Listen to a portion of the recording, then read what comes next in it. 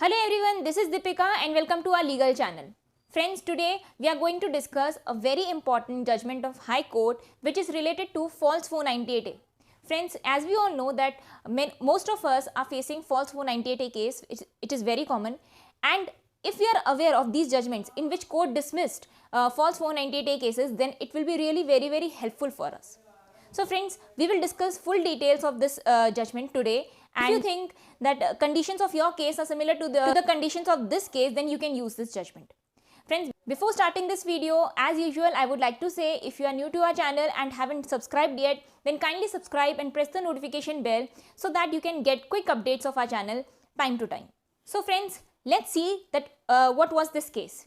As we all know that what happens in a matrimonial dispute, if there is something wrong going on between husband and wife, then wife uses this 498 as a weapon and she misuses it. What does she do? She puts false allegations on husband also, and as well as on his relatives also, so that they also get involved and they also get tortured, harassed by all this. So friends, in this case, this was exactly what happened. Wife filed false 498A case on husband and as well as on his relatives. What did she do? She put false allegations on husband and relatives that they used to ask for dowry, they used to ask for money. Whenever any festival comes, whenever any occasion comes, they used to demand for dowry. And the parents of the wife used to fulfill each and every demand of her in-laws, but still they used to keep on asking for more and more money. And she also said that whenever any relative of her husband comes to his house, then he used to insult her by saying that okay, she's fat, she's ugly, she has black complexion, etc. Like this, he used to insult her in front of the relative. Now friends, after analyzing all the facts, after listening to the arguments, High Court finally decided, it said that if you are filing this case 498A, then it means that whatever allegations you are putting, there should be physical torture also. That means physical cruelty should be done. Then only you can put 498A on husband and his relatives.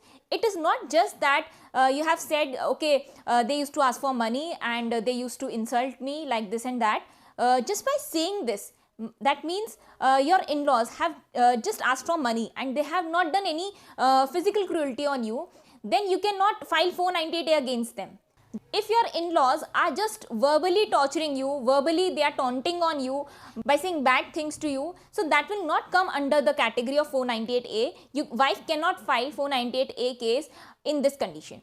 High Court also said that if wife is involving the relatives in this 498A case, then it will be seen that where do the relatives reside actually, that whether there is any scope of physical torture to be done by the relatives on wife or not. If there is no scope, supposing they are living far away, so it is clear that any physical torture cannot be done on wife by them. So it is clear, it was clear in this case also. So High Court clearly said that if the relatives are residing far away, then they will be kept out of such a false case. So in this judgment, friends, High Court dismissed this case by saying that it is false 498A and freed husband and his relatives. High Court, in this judgment, friends, we see that High Court has given a necessary condition of 498A, which is physical torture, physical cruelty. If it is done on wife, then only 498A, chances of 498A occurs. Otherwise, if wife is filing 498A by just writing in her petition that okay, they used to taunt on me, then court will not entertain such type of case. So friends, we got to know about this case. The parties of this judgment are Kamlesh Ghanshyam Lohia versus the state of Maharashtra.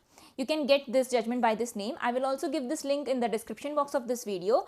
You can go there and read there and download from there, and if it is useful for you, then you can use it. We keep on uploading such important, powerful judgments for you which can be useful for you. Friends, if you have any query, you can mention it in the comment section. If it would be possible for me to bring a video on it, I will definitely do that. We will meet in next video with a next judgment on any next legal topic. Till then, thank you for watching. Bye-bye. Take care.